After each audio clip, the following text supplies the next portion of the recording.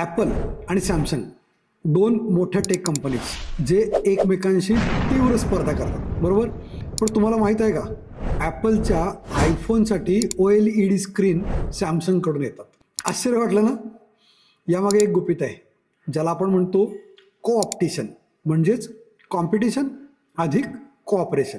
तर आज आपण पाहणार आहोत कॉम्पिटिटर्स कधी आणि का बरं एकत्र येतात आणि त्यातून उद्योग कसा बदलतो. पूर्वी आपण म्हणायचो मार्केट म्हणजे युद्धभूमी, जिंकायचं असेल तर समोरच्याला हरवणं गरजेचं. पण नंतर काळ बदलला आहे. आजही स्पर्धा आवश्यक आहेच, पण जिथे मिळून काम केलं आणि तसं केल्यास फायदा होतो तिथे कोलॅबरेशन खूप महत्त्वाचं ठरत आहे. हे आता कंपन्या ओळखायला लागल्यात. संशोधन, उत्पादन, डिस्ट्रीब्युशन सगळं एक्सपेन्सिव्ह आहे आणि अतिशय जोखमीचं पण आहे. हे जर एकट्याने काम केलं आणि त्यात जर फेल्युअर आलं तर खूप मोठं नुकसान होऊ शकतं. यामुळे कंपन्यांनी काही निवडक प्रकल्प, टेक्नॉलॉजी किंवा प्रोडक्शनमध्ये कॉम्पिटिटर्सची हात मिळवणी सुरू केली. याला म्हणतात कॉम्पिटिशन. तर बघूया की कंपन्या कॉम्पिटिटर्स असूनही एकमेकांशी कोलॅबोरेशन का करतात. एक, खर्च वाचवण्यासाठी.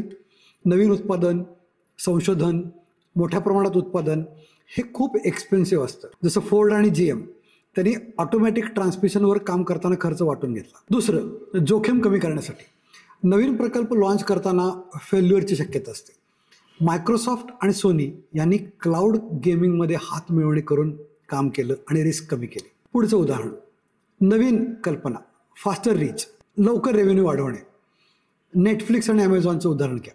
नेटफ्लिक्स हे आपले संपूर्ण स्ट्रीमिंग AWSवर चालवतं, म्हणजेच ॲमेझॉनच्या जलद सर्व्हर, स्टोरेज आणि डिजिटल इन्फ्रास्ट्रक्चरवर. आणि ॲमेझॉन ॲड्स नेटफ्लिक्सच्या ॲड सपोर्टेड प्लॅनवर जाहिरातीसाठी भागीदारी करतं. म्हणजे दोन्ही कंपन्यांना महसूल आणि जाहिरातदारांना अधिक व्ह्यूअर्स मिळतात. पुढचं कारण, मोठ्या कंपन्यांना टक्कर देण्यासाठी. तुम्हाला वोडाफोन आणि आयडिया मर्जर झालेलं माहीत असेलच. ते केल्यामुळं ते मोठ्या कॉम्पिटिटरच्या विरुद्ध स्पर्धात्मक राहिले. ब्रँड प्रतिमा सुधारण्यासाठी. कोका कोला आणि पेप्सिको रिसायकलिंग प्रोजेक्टमध्ये एकत्र आले. इंटरेस्टिंग आहेत ना. कुणी विचार केला असता की रायव्हल्स पण इतके चांगले टीममेट ठरू शकतात. स्पर्धक असल्यावरही एकत्र येण्याची ताकद पाहिली ना. तर कोऑप्टिशनमधून उद्योगांसाठी काय धडे मिळू शकतात. कॉम्पिटिशन नवकल्पना देते, इनोव्हेशन. कोलॅबरेशन उद्योगाला स्पर्धेत टिकायला मदत करते. विन विन धोरण स्वीकारा, दोघांनाही फायदा होतो. सामाजिक जबाबदारी, पर्यावरण आणि लोककल्याणात भागीदारी ब्रँड व्हॅल्यू वाढवते. भविष्यातले ट्रेंड्स घ्या. AI आहे, ग्रीन एनर्जी, सस्टेनेबल लॉजिस्टिक्स, या सर्वांमध्ये कोऑप्टिशन वाढतच राहील असं वाटतंय. तेव्हा नेक्स्ट टाईम तुम्ही तुमचे कॉम्पिटिटर्स पाहाल तर त्यांना फक्त रायव्हल म्हणून पाहू नका, कारण काही ठिकाणी पार्टनरशिप हेच फ्युचर आहे हे समजून घ्या. आता काही भारतीय संदर्भ घेऊ.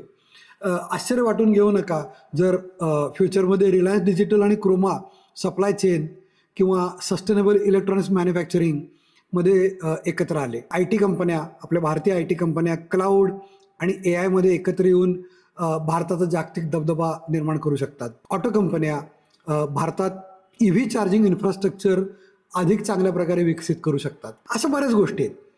तर काय आपण यातनं शिकतो, तर योग्य ठिकाणी योग्य कॉम्पिटिटरसोबत कोलॅबरेशन किंवा सहकार्य केलं तर दोन्हीही उद्योग मोठे आणि टिकाऊ होतात. आणि आज खरी गरज आहे ती एकत्र जिंकण्याची, ताकद ओळखण्याची. जर तुम्हाला हा व्हिडिओ आवडला असेल तर लाईक करा, शेअर करा आणि सबस्क्राईब करायला विसरू नका. बिझनेस कंपास मराठीसोबत राहा. अशा आणि कुठल्या विषयावर व्हिडिओ पाहायला आवडेल तेही सांगा. भेटूयात पुढच्या व्हिडिओमध्ये. थँक्यू.